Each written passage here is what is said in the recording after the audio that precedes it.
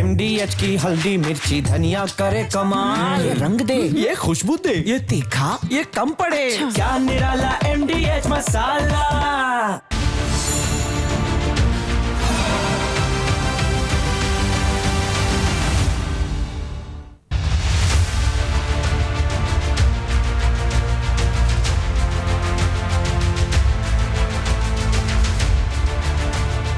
नमस्कार, मेरा नाम है विवेक श्रीवास्तव और आज आप मेरे साथ देख रहे हैं राष्ट्र सर्वोपरि।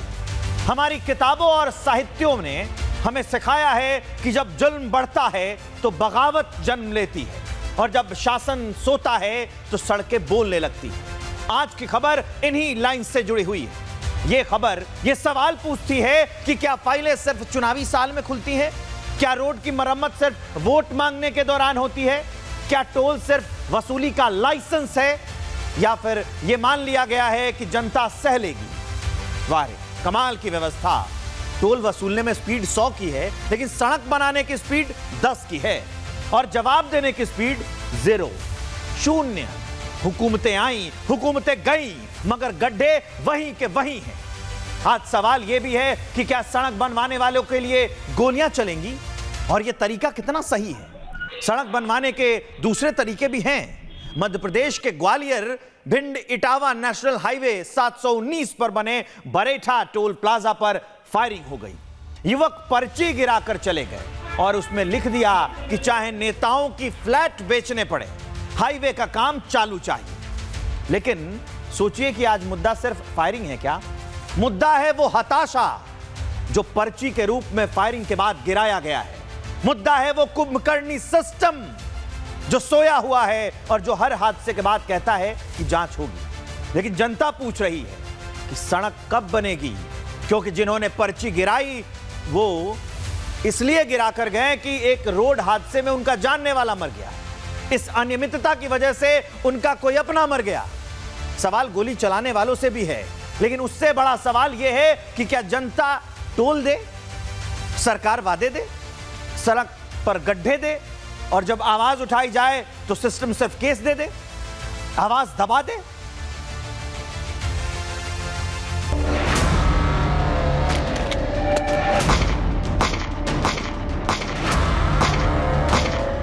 व्यवस्था के खिलाफ जब जनता विद्रोही हो जाती है तो ऐसी ही तस्वीर उभर कर सामने आती है।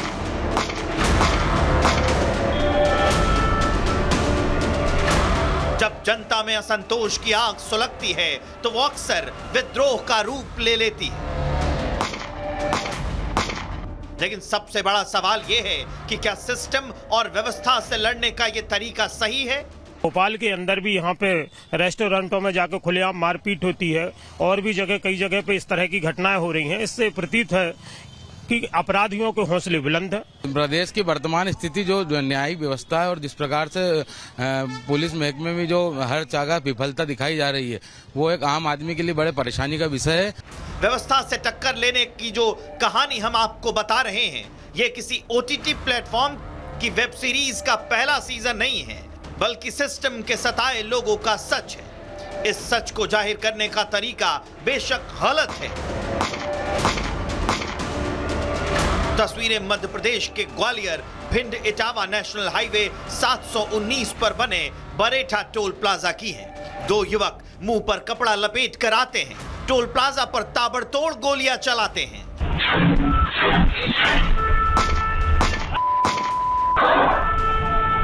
फायरिंग में कोई हताहत तो नहीं हुआ, लेकिन टोल प्लाजा के अंदर रखा कंप्यूटर क्षतिग्रस्त हो गया। फायरिंग के बाद युवकों ने टोल प्लाजा पर कुछ पर्चे भी फेंके।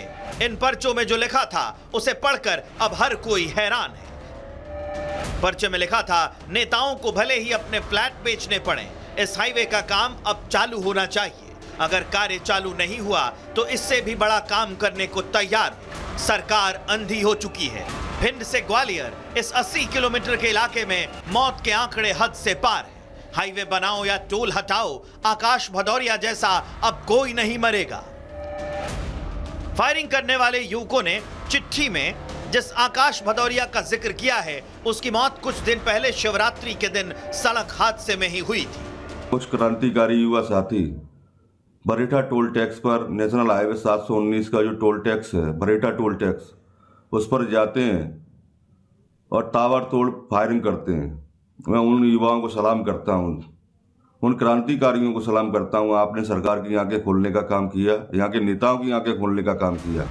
साल 2024 में मध्य प्रदेश में सड़क हादसे में लगभग 14,791 लोगों की मौत हुई थी। 2020 से 2024 के बीच सिर्फ सड़कों के गड्ढों के चलते 959 लोगों को अपनी जान गंवानी पड़ी थी। राज्य में हर दिन 939 लोग सड़क हादसों में मर जाते हैं। आंकड़े असंवेदनशील व्यवस्था की पोल खोलने के लिए काफी हैं, लेकिन सवाल जस का तस है। क्या व्यवस्था से लड़ने का इन दोनों लोगों का ये तरीका सही है? क्या कानून की धज्जियां उड़ाकर ही सिस्टम को सुधारा जा सकता है? क्या टोल प्लाजा पर फायरिंग करने से सड़कों के गड्ढे भरे जा सकते हैं? जिन दो लड़कों ने टोल पर फायरिंग की, कानून उन्हें अपने हिसाब से सजा देगा, लेकिन क्या सिस्टम सुधरेगा? क्या नीति निर्धारकों की आंख खुलेगी? मध्य प्रदेश शांति का टापू है। यहाँ पर कानून व्यवस्था के साथ किसी भी प्रकार के खिलवाड़ करने वाले व्यक्ति को बख्शा नहीं जाएगा। किस प्रकार से कानून को अपने हाथ पर किसी भी उद्देश्य के साथ लेने का काम करता है तो उसके ऊपर वैधानिक कार्रवाई की जाएगी। भिंड में युवकों द्वारा किए गए फायरिंग का तो कोई समर्थन नहीं कर सकता, लेकिन जिस तरीके की अराजकता मध्य प्रदेश में फैली हुई है वो किसी से छिपी नहीं है। लगातार जिस तरीके से सड़कों की हालत है, हाईवेज की हालत है, हाईवे 100 फीट तक धंस रहे हैं, तो इन सारी घटनाओं से युवाओं के अंदर गुस्सा है और ये गुस्सा इस तरीके की फायरिंग होकर हो रहा है। सिस्टम से नाराज लोग कानून को भी हाथ में लेने से पीछे नहीं हट रहे हैं। चाणक्य ने कहा था, राजा को अपनी प्रजा को इतना परेशान नहीं करना चाहिए कि वो खुद शत्रु बन जाए। Bureau report, Republic Bharat.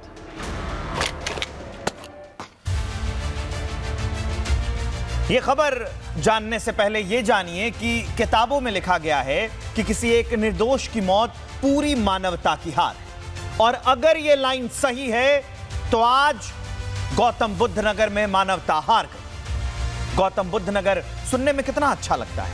ऊंची ऊंची इमारतें हैं, एक्सप्रेसवे की चमक है, स्मार्ट सिटी के दावे हैं और भ्रष्ट और लापरवाह अधिकारी। इन सब तत्वों ने, इन सब दावों ने और इन सब वादों ने एक साथ एक मासूम को डुबो दिया। सिस्टम कह देगा कि दुर्घटना थी, लेकिन सवाल यह है कि क्या हर मौत को दुर्घटना कह देने से जिम्मेदारी खत्म हो जाती है? वो तालाब खुला क्यों था? सुरक्षा के इंतजामात कहां थे? स्थानीय प्राधिकरण की निगरानी किस दिन काम कर रही है? ये कोई अधिकारी बताएगा भी? इसी जिले में 16 जनवरी को युवराज मर गया, 16 फरवरी को देवांश मर गया और आज यानी 24 फरवरी को 5 साल का ईशू मर गया। 5 साल का ईशू। न कोई सियासत जानता था, न कोई सिस्टम जानता था, ना अधिकारियों को जानता था, उसे बस खेलना आता था। कोई मोटी चमड़ी का अधिकारी अगर ईशू को मिल जाता तो वो सोचता कि अंकल पर तो व्यवस्था की जिम्मेदारी लाने की बात कही जाती है ना, व्यवस्था को ठीक करने की जिम्मेदारियां हैं अंकल पर, जिम्मेदार आदमी है। लेकिन ना, यहां तो गैर जिम्मेदारों की फौज पड़ी है। एक खुला हुआ तालाब, बिना घेरेबंदी के, बिना चेतावनी के, और इन सब ने मिलकर एक घर का चिराग निगल लिया। खा गए उस बच्चे को, मार दिया उसे। अब एक घर में हमेशा के लिए सन्नाटा है, दुख है, चित्कार है।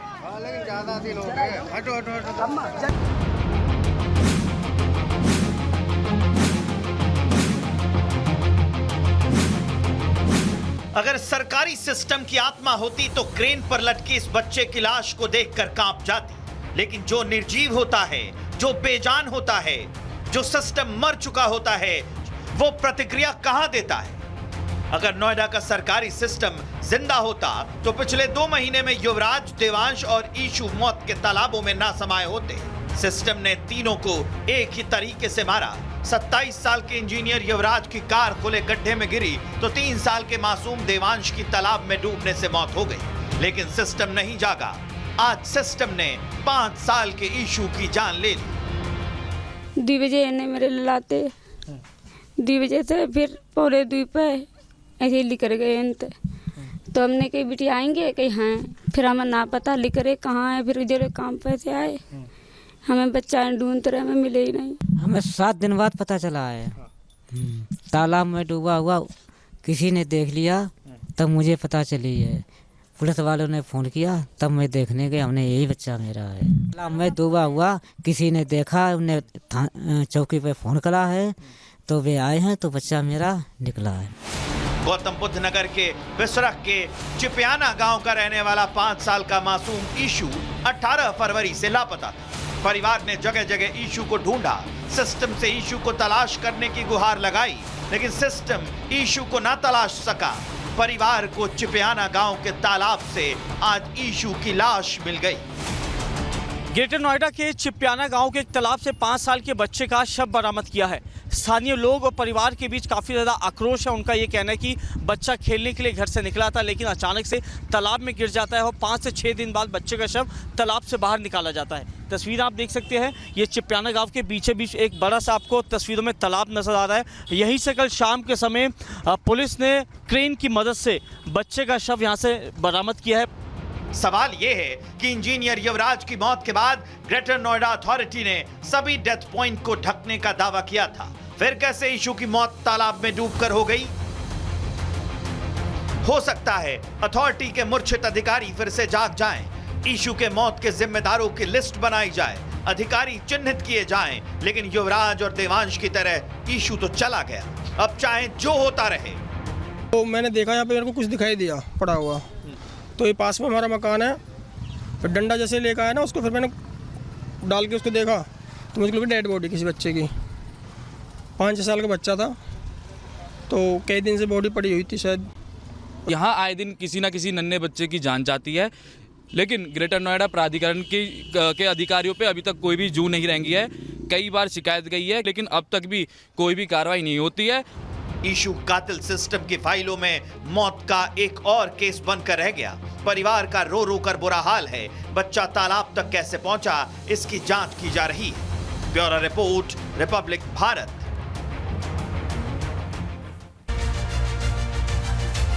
प्यार इबादत हो सकता है और साजिश भी, फर्क बस नियत का है।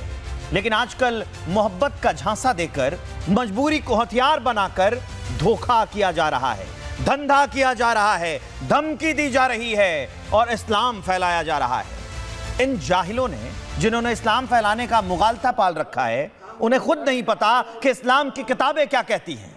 इस्लाम में इसकी मनाही है। कुरान के दूसरे सूरह अल बकरा की 256वीं आयत में लिखा है, ला इकराहा फिद्दीन। इसका हिंदी में मतलब होता है, धर्म या दीन के मामले में कोई जबरदस्ती नहीं। लेकिन नापाक इरादे लिए कुछ लोग ये मानने को तैयार ही नहीं।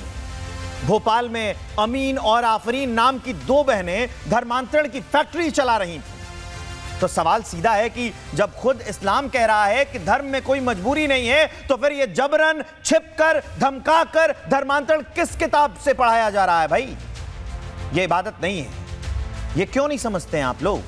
ये दावत इस्लाम नहीं है, ये दाग इस्लाम है। लेकिन कुछ धर्म के ठेकेदार इस्लाम के चूल्हे पर अपनी रोटियां सेकने वाले इसे बढ़ावा दे रहे हैं, ये अपराध करवा रहे हैं। अल्लामा इकबाल ने लिखा है कि मजहब नहीं सिखाता आपस में बैर रखना। तो फिर कौन है वो जो जहर घोल रहा है समाज में?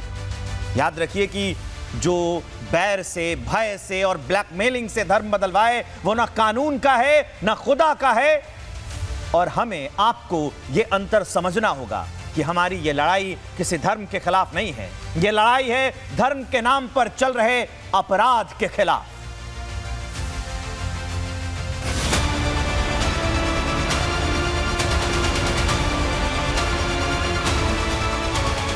अमरीन और आफरीन ये वो सगी बहनें हैं जिन्होंने मध्य प्रदेश के भोपाल में लव जिहाद और इस्लामीकरण की नर्सरी को कई साल तक सींचा, लेकिन दोनों बहनें अब कानून के पंजे में फंस गई हैं।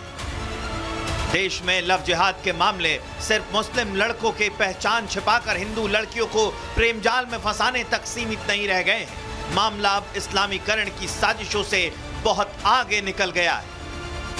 तस्वीरों में भोपाल और छत्तीसगढ़ की रहने वाली जिन 2 पीड़िताओं को आप देख रहे हैं, इनका नाम और पहचान तो हम उजागर नहीं कर सकते, लेकिन इस्लामीकरण का सिंडिकेट चलाने वाली अमरीन और आफरीन ने इनके साथ जो हैवानियत की, वो रूह कपा देने वाली।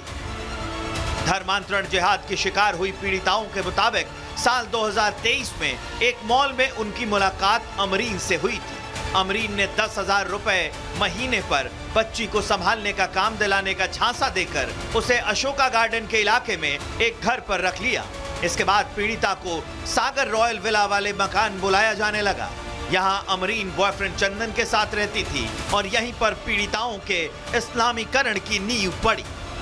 यहाँ पर मेरे साथ गलत हुआ, अब्बास नगर में उन्होंने मेरे साथ गलत किया। उसके बाद जो कई जगह पे मुझे लेके जाती थी साथ में और छोड़ के वहाँ से भाग जाती थी। अब मुझे वो ब्लैकमेल कर रही है। आरोपी अमरीन है, आफरीन है और चंदन यादव, यासिर और जमाल है। जी, मुझे धर्म परिवर्तन के लिए फोर्स किया गया, मेरे साथ में नशीले पदार्थ देकर गलत किया गया और जब मैंने इस चीज़ का आवाज़ उठाने की कोशिश की तो मुझे ये बोलकर दवा दिया गया कि हम लोगों की बहुत पहचान है, तुम्हारी फ़ोटो वायरल कर दी जाएगी। पहले एक अच्छी बहन बनकर हमें उसने अच्छे से रखा, ये कपड़े पहनो, वो कपड़े पहनो, यहाँ चलो, वहाँ चलो, और वो सब रिकॉर्ड करके रखा और उसी चीज़ को लेकर हमें ब्लैकमेल किया गया। पुलिस ने धर्मांतरण गैंग की सरगना अमरीन, आफरीन और चंदन यादव समेत 4 आरोपियों को गिरफ्तार कर लिया है। पुलिस के मुताबिक अमरीन और आफरीन गरीब घरों की लड़कियों को टारगेट करती थी। पहले मदद के नाम पर घरेलू काम के लिए रखती थी, फिर हाई प्रोफाइल लाइफस्टाइल का सपना दिखाकर बड़ी पार्टीज में ले जाती थी। यहाँ उन्हें रईस जादव के आगे परोसा जाता था। अमरीन आफरीन का काम लड़कियां सप्लाई करना और धर्मांतरण कराना था। गरीब लड़कियों को गुजरात और मुंबई में सप्लाई किया जाता था। ये थाना बागसेवना की घटना है। एक महिला फरियादिया द्वारा बलात्कार की रिपोर्ट की गई है, जिस पर से थाना बागसेवना में अपराध पंजीबद्ध किया गया है और पूछताछ कर इसमें अग्रिम इन्वेस्टिगेशन जारी है। आरोपी अरेस्ट हुए क्या है? इसमें एक आरोपी अभी राउंड अप है और पूछताछ जारी है महिला से। क्या क्या जो तथ्य है, इसमें सारे तथ्यों के आधार पर उसमें अग्रिम कार्रवाई की जा रही है। दावा है दोनों बहनों ने, अमरीन और आफरीन ने धर्मांतरण सिंडिकेट चलाकर इतना पैसा कमाया कि अब्बास नगर की एक झुग्गी से निकलकर आशिमा मॉल के पास सागर रॉयल विला में आलीशान विला खरीद लिया। गरीब महिलाओं को जिहाद के जहन्नुम में धकेलकर दोनों बहनें लग्जरी लाइफ जी रही थी। 2 पीड़िताओं की शिकायत पर पुलिस ने प्रकरण दर्ज किया है। प्रकरण में साफ तौर पर जो धाराएं लगाई हैं वो बलात्कार और धार्मिक स्वतंत्रता अधिनियम की धाराएं लगी हैं। दोनों पीड़िताएं हैं, उन्होंने जो खुलासा किया उसमें उन्होंने कहा है कि ये जो 2 महिलाएं हैं, 2 लड़कियां जो हैं, इनके एक पूरा नेटवर्क है। जैसा कि पीड़िताओं ने बताया कि उनको पहले नौकरी का और साथ रखने का झांसा दिया जाता है। इसके बाद उनको चाय में या बाकी जो पेय पदार्थ होते हैं उसमें नशीला पदार्थ मिलाकर उनके साथ रेप किया जाता है और इसके बाद ब्लैकमेलिंग शुरू होती है और ब्लैकमेलिंग के बाद धर्मांतरण का दबाव बनाया जाता है। जो आरोपी हैं, इसमें से 2 जो आरोपी हैं उनका पुलिस ने रिमांड लिया है। पुलिस ने आरोपियों के खिलाफ दुष्कर्म और धर्म परिवर्तन का मुकदमा दर्ज किया है। 3 अन्य आरोपी बिलाल, चानू और यासिर की तलाश जारी है। आरोपी अमरीन के मोबाइल में कई संदिग्ध व्हाट्सएप ग्रुप और लड़कियों के फोटोज भी मिले। Bureau report, Republic Bharat. अगर मैं आपको एक खबर बताऊं कि महाराष्ट्र के ठाणे में एक बैंक कर्मचारी को कुत्ते ने काटा, रेबीज के लक्षण दिखने लगे और दहशत में आकर उसने आत्महत्या कर ली। लेकिन रुकिए, सोचिए कि क्या यह खबर इतनी भर है? नहीं, यह हमारे आपके लिए सोचने का विषय है। सवाल है कि अगर सड़कों पर आवारा कुत्ते बेखौफ घूमे, टीकाकरण, नसबंदी, निगरानी आधी अधूरी हो तो जिम्मेदारी किसकी है? नगर निगम की, स्थानीय प्रशासन की, या फिर हर मौत को दुर्भाग्य कहकर आगे बढ़ जाने वाले उस व्यवस्था की? सोचिए किस दौर में जी रहे हैं हम लोग। शहर स्मार्ट हैं, खाना पीना ऑनलाइन है और गली के मोड़ पर खड़ा हुआ कुत्ता ऑफलाइन है। जब चाहे, जिसे चाहे और जहां चाहे वो काट ले। न्यायालय कोई आदेश दे दे, लोग सड़क पर आ जाते हैं, मोमबत्तियां जलती हैं, नारे लगते हैं, ट्रेंड चलता है। पर जब गली के मोड़ पर एक आवारा कुत्ता किसी को काट ले तो सड़कें खामोश हो जाती हैं। कहते हैं कि जानवर निर्दोष होते हैं, सही बात है, लेकिन साहब लापरवाही निर्दोष नहीं होती है। देश के कई शहरों में नसबंदी और वैक्सीनेशन का बजट जो इन आवारा जानवरों, आवारा कुत्तों के लिए होता है, वो बजट फाइलों में घूम रहा है। इसलिए हम सवाल पूछ रहे हैं, क्योंकि सवाल कुत्तों से नहीं पूछे जा सकते। इसलिए हम ये सवाल प्रशासन और कुंभकर्णी नींद में सो रहे सिस्टम से पूछ रहे हैं।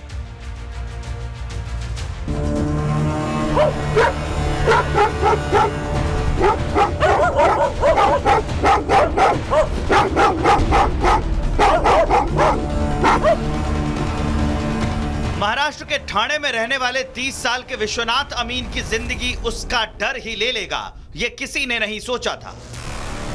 विश्वनाथ अमीन एक बैंक में सीनियर पोस्ट पर काम करते थे।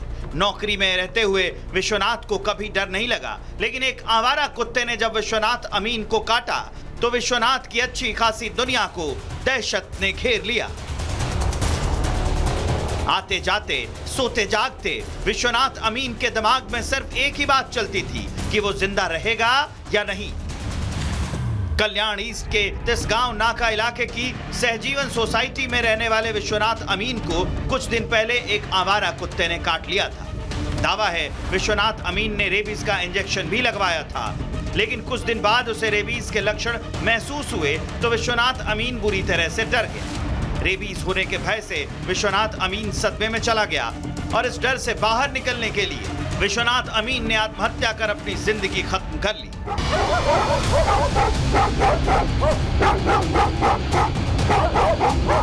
सुसाइड से पहले विश्वनाथ ने एक सुसाइड नोट भी लिखा था जिसमें उसने अपने रेबीज वाले डर का जिक्र किया था। लेकिन सवाल यह है कि क्या महज डर कर इस तरह का कदम उठाना सही है? और सबसे बड़ा सवाल तो यह है कि अगर रेबीज के लक्षण दिख भी रहे हैं तो क्या समय रहते विश्वनाथ अमीन की जान बचाई जा सकती थी? रेबीज एक ऐसी बीमारी है जो अगर किसी को हो जाती है तो उसमें फिर 100% फेटल है और इसका कोई इलाज अभी तक हम लोगों के पास नहीं है। और अगर ये बीमारी होती है तो इनिशियली जो है वो शुरू में जो सिम्टम्स आते हैं वो हल्के सिम्टम्स आएंगे जैसे। तो आज के लिए राष्ट्र सर्वोपरि में इतना ही। कल फिर इसी समय पर होगी मुलाकात। हम आपसे जुड़े मुद्दे और आपसे जुड़ी खबरें लेकर आते रहेंगे। नमस्कार।